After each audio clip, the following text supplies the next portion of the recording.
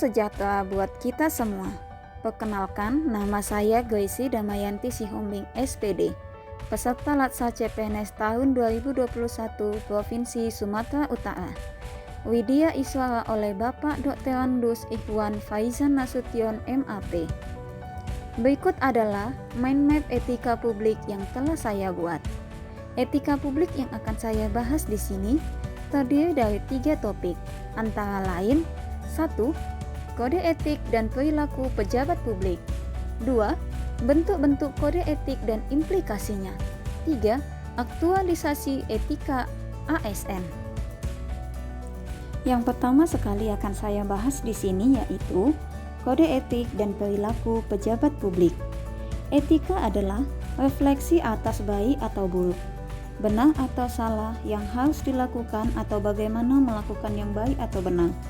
Sedangkan kode etik adalah aturan yang mengatur tingkah laku dalam suatu kelompok khusus.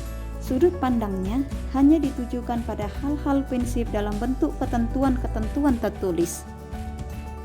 Etika publik merupakan refleksi tentang standar atau norma yang menentukan baik atau buruk, benar atau salah sebuah perilaku, tindakan, dan keputusan untuk mengarahkan kebijakan publik dalam rangka menjalankan tanggung jawab pelayanan publik.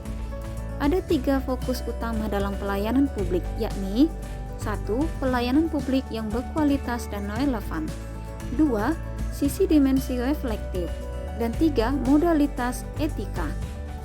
Etika publik juga memiliki nilai-nilai dasar yang harus dijunjung setiap ASN. Salah satunya yaitu menciptakan lingkungan kerja yang non-diskriminatif.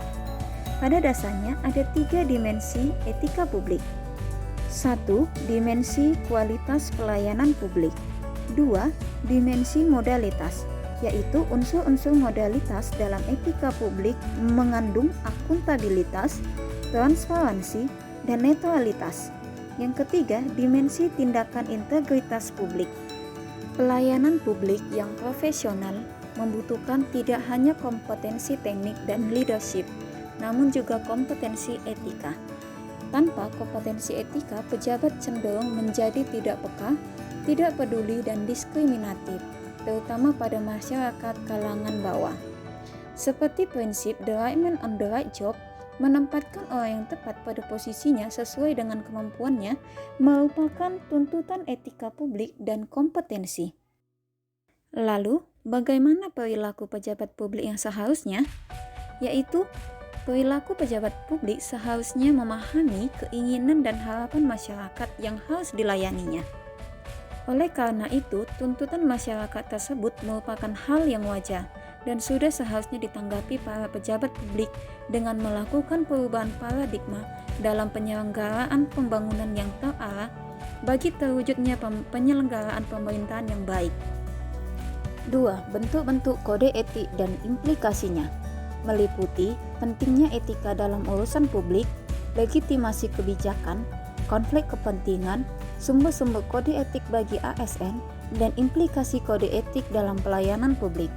Mengapa ASN harus memiliki etika dalam melayani publik? Yaitu untuk memiliki kewaspadaan profesional dan spiritual serta memahami berbagai patokan sikap mental dalam berperilaku dan bertindak, sehingga warga masyarakat akan memiliki kepercayaan yang tinggi kepada aparatur pemerintah karena pelayanan yang profesional dan sekaligus mengandung nilai-nilai afeksi yang kuat. Pada dasarnya, setiap jabatan dalam organisasi publik mengandung implikasi kekuatan, baik itu kekuasaan dari yang tertinggi dan juga kekuasaan yang terendah, sehingga memunculkan legitimasi kebijakan dan konflik kepentingan. Untuk mengurangi legitimasi kebijakan dan konflik kepentingan, maka dibutuhkanlah sumber-sumber kode etik.